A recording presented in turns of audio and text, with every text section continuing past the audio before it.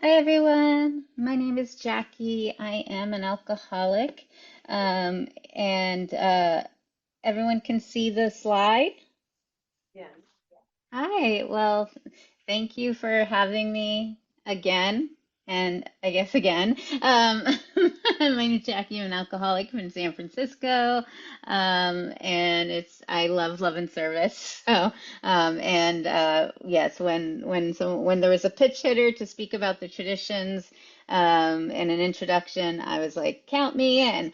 So, I'm gonna set my timer, for myself, because I need it. I need it. Um, but yes, I especially love talking about the traditions. So, and this is from a talk actually that I do as a part of like a longer tradition study, and this is the introduction. So, and for me, like understanding the 12 traditions really is about understanding our history. And I will tell you that I am not a fan of the traditions portion of the 12 and 12. Um, so when I study the 12 traditions, I love the steps section of the 12 and 12. But the actual traditions part essays, I'm not the biggest fan of. I actually think, and when I study them, I read the language of the heart because those were the articles in the grapevine that Bill was writing as the traditions were developing. And so you actually see the history developing, um, and there's an urgency to the actual development of what was happening. And I feel like the 12 and 12 is a little folksy, and it's sometimes hard to relate to. And I think Bill was doing that on purpose, but what it did is it kind of lost a little bit of, I think, the importance that sometimes we don't always really understand why they're so important these days because sometimes all we do is read, hear them once a month and the 12 and 12, right? And they're really so vital. And I know love and service, I'm like preaching to the choir. So like you guys are so great, but I'm and that's my hot take. If you want to try something new with studying the traditions, the language of the heart is my go-to. All right, so love and service, you guys know all this. You guys all know that, the classic symbol of AA came about in 1955. And, the bottom recovery refers to the 12 steps and the AA member and how we recover. And then that other arm is the unity, and is how the groups actually stick together through the 12 traditions. And then you've got the service arm, which is our lessons through the concepts, and then all together we've got the 36 principles of the AA program. So you guys know this. So we're talking about the second legacy of AA, our 12 traditions. So what are the 12 traditions and where did they come from? So this is one of my favorite quotes about what are the 12 traditions and why are they important, and it's from AA Comes of Age. The 12 traditions are to group survival and harmony what AA's 12 steps are to each member's sobriety and peace of mind. So yes, these two folks are co-founders. Bill and Bob were both members of the Oxford group when they met on Mother's Day 1935. Oxford group was a popular Protestant kind of movement in the early 1900s. So it was a spiritual movement. And Bill was introduced to the Oxford group by his friend Ebby T. in 1934. It's described in Bill's story a little loosely. And Dr. Bob had been invited to the Oxford group meetings by a non-alcoholic friend named Henrietta Seiberling 2 months before Bob. So it was complete coincidence. They didn't know that they both knew them. And so these are some books that the Oxford group read. But in Akron Group 1, the actual Akron Group 1 formed after, Bill carried the message to Bob, got to meet Bob on Mother's Day, and then they carried it to AA number 3 in June at Akron City Hospital in Akron. That's the creation of our first AA group, which marks its beginning on July 4th, 1935, when Bill D left the hospital. New York was our second AA group, and that's when Bill returned to New York, went to Towns Hospital where he dried up and he met Hank P. Um, uh, and then carried the message to Hank P. and Fitz M. And those two alcoholics became part of what we consider the New York group, AA group number two. And they, once they got out of the hospital, they started meeting at Bill and Lois's Brooklyn Brownstone at 182 Clinton Street, and they had Tuesday night meetings there. Although, they were meeting there every night, and Lois was cooking dinner and cleaning up after them, and Bill was bringing home drunks to dry out on their house. But this all came together in 1937 when they decided Dr. Bob and Bill wanted to write a book of experience. You're like, Jackie, where is the traditions coming from? But I mean, this is it. We got groups, so we got the traditions starting to form. I mean, that's the thing, right? It's like from the very beginning, but especially here in this moment, now we've really got the history coming together. So Bill and Bob, they get together October 1937, and they're in Bob's kitchen, and they're counting noses, is what they say, with Ann Smith, Bob's wife, and they finally realize, wow, we've got 40 members with like almost a year sobriety, and we've never heard of anything like this before, to have that many people with a year sobriety who were thought to be hopeless cases.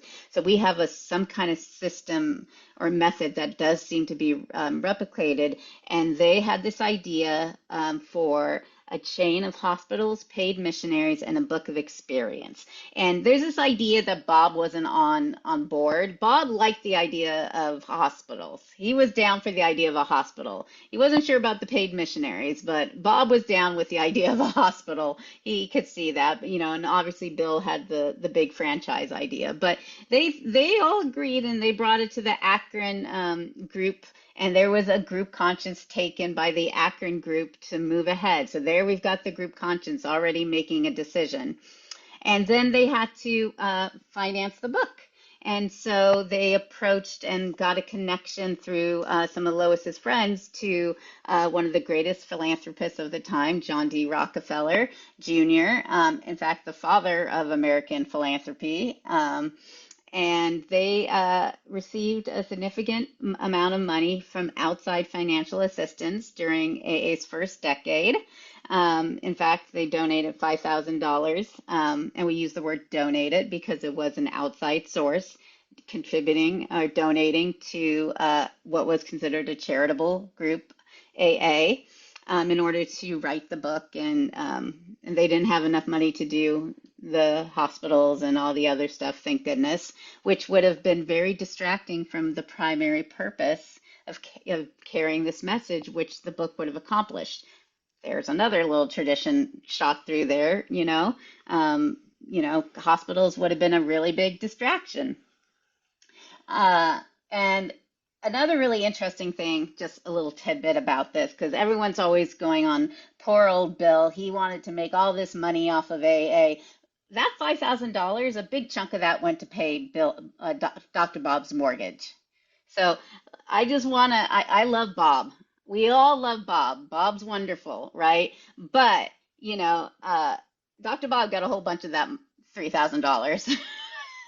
So next time you hear someone talking about Bill and royalties and how Bill just, was there to make a bunch of money and, wanted to make all these franchises, Bill actually sacrificed a lot financially for AA. So you're getting a little bit of me being spicy, but moving on, they had to finance the thing. So much of the lessons of that we learned about money came from the need to have a book, right?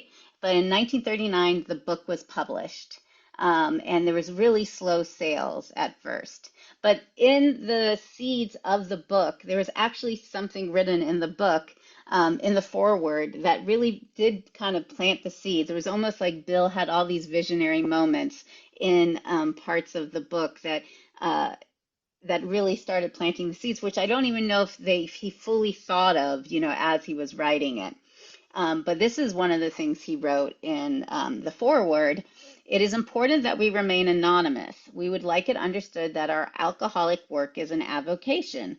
When writing or speaking publicly about alcoholism, we urge our fellowship to omit his personal name. Very earnestly, we ask the press also to observe this request, for otherwise we shall be greatly handicapped. We are not an organization in the conventional sense of the word. There are no fees or dues whatsoever. The only requirement for membership is an honest desire to stop drinking. We are not allied with any particular faith, sect, or denomination, nor do we oppose anyone. We simply wish to be helpful to those who are afflicted. We shall be interested to hear from those who are getting results from this book, particularly from those who have commenced work with other alcoholics. We should like to be helpful to such cases, et cetera, et cetera, et cetera. So you can see that there's like seeds of what would become the preamble, seeds of like anonymity. You know, the name Alcoholics Anonymous came from, you know, they didn't have a name. They were just part of the Oxford group. They called themselves a nameless bunch of drunks. But there's all these little seeds of ideas that were very based in the practical matters, right? There was the practical matters of needing to stay anonymous because so many of their members were white-collared members, the need to stay anonymous because they couldn't handle all, you know, the public attention they might get.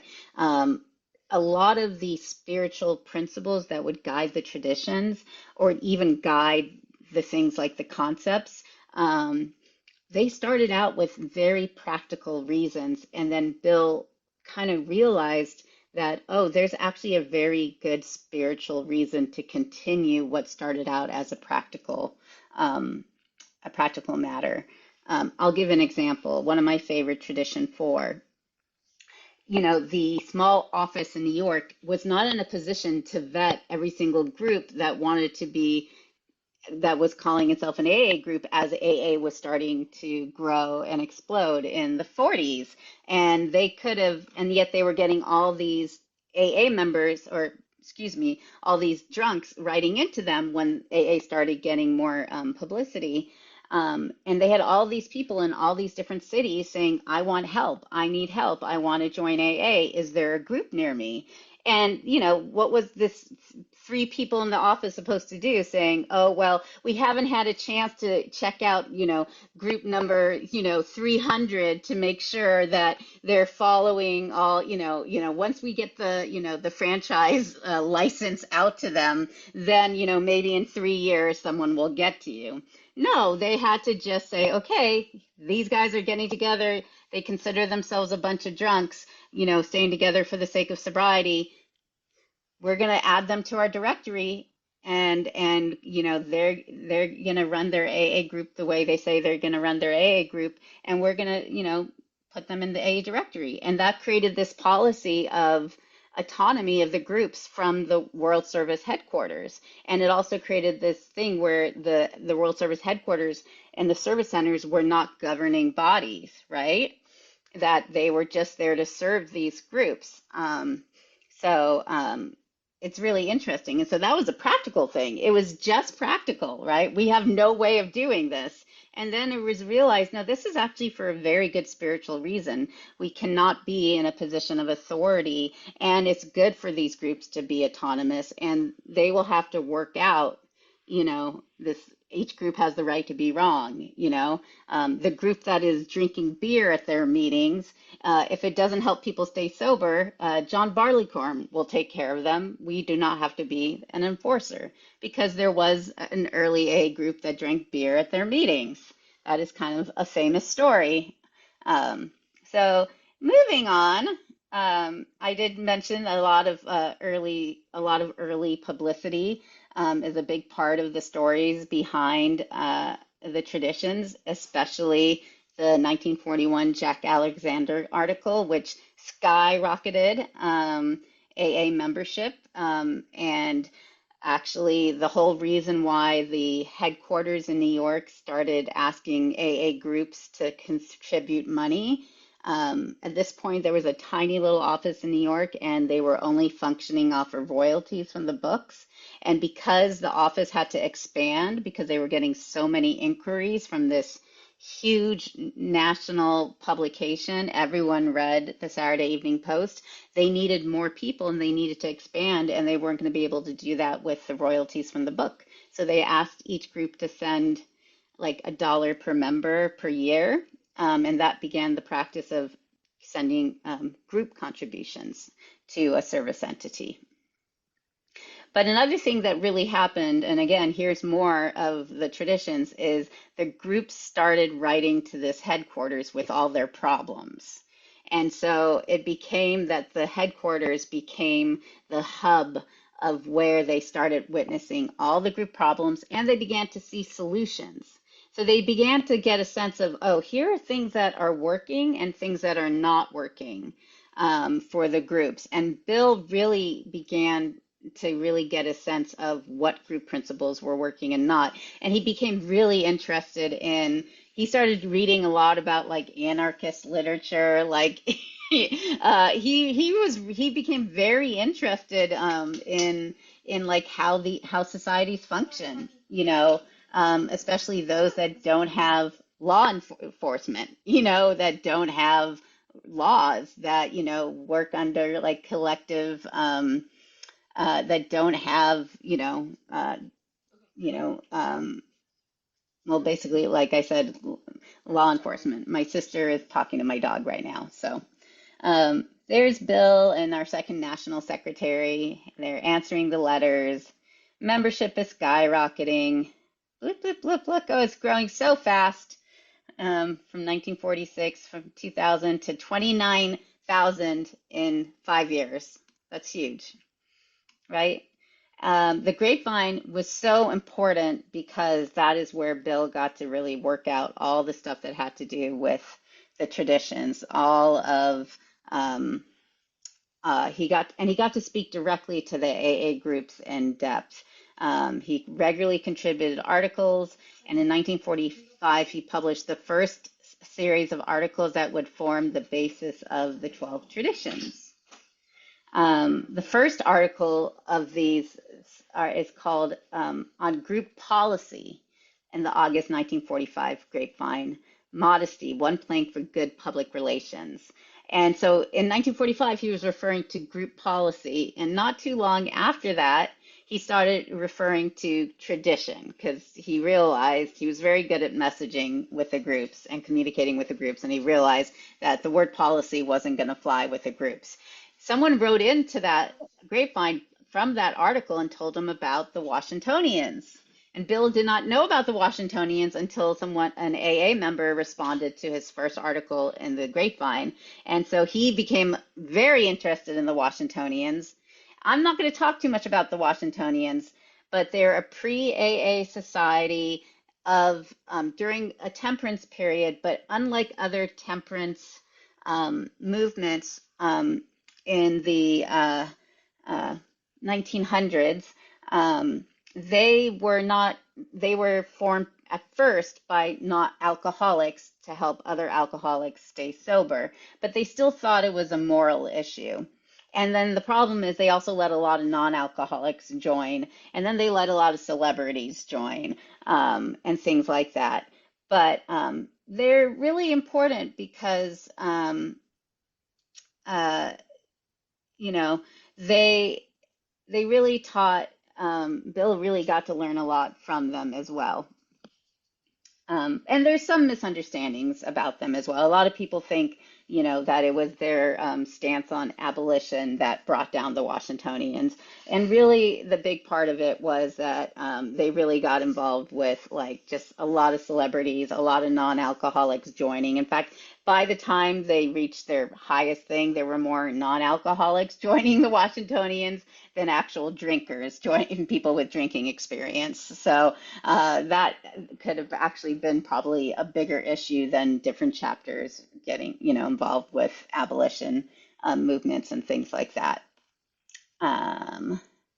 Yes, so but the idea is that the Washingtonians fell apart because of issues inside the House. And so Bill really realized that the greatest danger to AA was within AA, that those would be the forces that we really had to worry about. We didn't have to worry about forces from without, that we really had to worry about the ones from within. So Bill publishes the long form of the traditions in an article called, well, anyway, sorry, I'm jumping ahead of myself. The idea to have these articles that Bill was writing about group traditions and customs and all these ideas came, this founder of AA in Chicago proposed the idea of like, why don't you start setting these down on paper? And Bill really liked the idea, so he started working on it. I love this quote about the traditions, and I will wrap up. But Bill wrote in AA Comes of Age that the traditions are not based on the things that AA did right. Bill says in this short but important paragraph, implicit throughout AA's traditions is the confession that our fellowship has its sins. We confess that we have character defects as a society and that these defects threaten us continually. Our traditions are a guide to better ways of working and living, and they are also an antidote for our various maladies. So this is what I think is really important, and this is what interests me about AA history. The traditions are not about what AA does right. The traditions are about what AA and other similar groups have gotten wrong. They are the lessons of our mistakes, born from literally the blood, sweat, and tears of our founding members and our groups. And I love that they're a guide of better ways of working and living together, an antidote for our various maladies. We have the first time they're written down in 1946, and then the short form published in 1949, because Earl T. also pointed out that they were too long to read at a meeting and that people just did not have that attention span, and that it would be nice if there was something that was similar to the length of the 12 steps. And so he worked with Bill on creating a short form. And the piece of trivia is that tradition 2 is actually the short form of tradition 2 is longer than the long form of tradition 2 because it was added. Our leaders are but trusted servants. They do not govern was added to the short form because in 1949 he was the idea of the General Service Conference was being shared, and everyone was worried that the delegates would try to be governing people. And so he introduced the idea of service leadership into the traditions by adding that little section into tradition 2. And there you go. It was adopted, and they were adopted in 1950. So that's my big info dump on the traditions, because I pulled out this little presentation from, and I didn't really get to whittle it down, but I hope you enjoyed it.